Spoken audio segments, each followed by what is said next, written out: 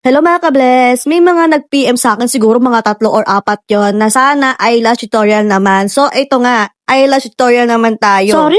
Sorry na. Minsan kasi talaga hindi na ako nakapag-video talaga kasi nga sobrang busy and minsan lobat pa yung phone ko. Anyway, focus na tayo sa ating ginagawa. So ito si client kasi ay first time niyang nagpagawa sa amin dito. So ang pina-appointment niya talaga niya sa pinagawa pa.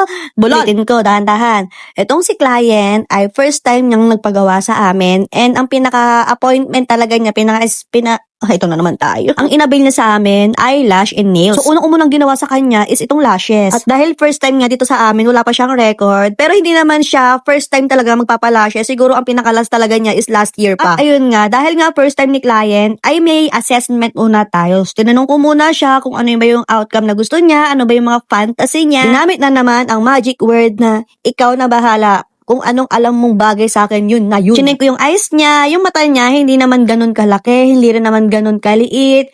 Pero yung eyes niya, medyo may pagkamalungkot yung atake. Then tinanong ko sa kanya kung ano ba yung gusto niya maging outcome. Yung nakakalaki ba ng eyes, nakakaliit ba ng eyes. Para magkaroon lang din ako ng konting idea sa gusto niya. Hindi siya makapag-decide, so ako, chinika-chika ko siya. So yung doll eye is nakakalaki, and yung cat eye nakakaliit. Yun nga lang, sabi ko sa kanya, kapag cat eye yung pinili niya nga, is baka bumagsak dahil nga medyo malungkot yung eyes niya. So nag-go kami doon sa doll eye. About naman doon sa sizes ng ilalagay natin sa kanya. So, chinek ko muna yung natural lashes niya kasi ayaw niya ng mahaba. And then, meron pa siyang eyeglasses. So, pinasuot ko muna sa kanya yung eyeglasses niya and then, chinek ko doon sa side kung gaano kahaba ko ba siya pwedeng lagyan or kung, basta, yun, ma-estimate ko. Eyeglasses niya, medyo malapit doon sa natural lashes niya. So, ang ginawa ko sa kanya, yung pinakamahabang ilalagay ko is yung pinantay ko lang doon sa natural lashes niya. At yung design naman is mega volume yung gagawin natin sa kanya kasi medyo manipis yung pilik mata niya, yung natural lashes niya.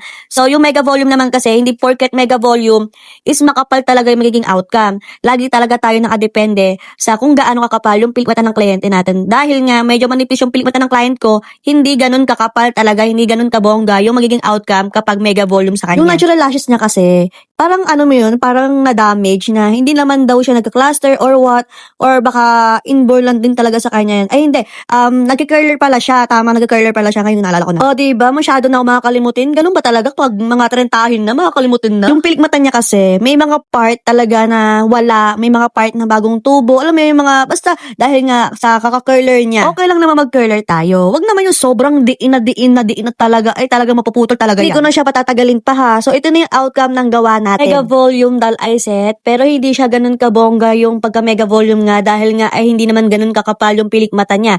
So yan lang muna mga ka-bless. Thank you for watching. Bye! Mwah!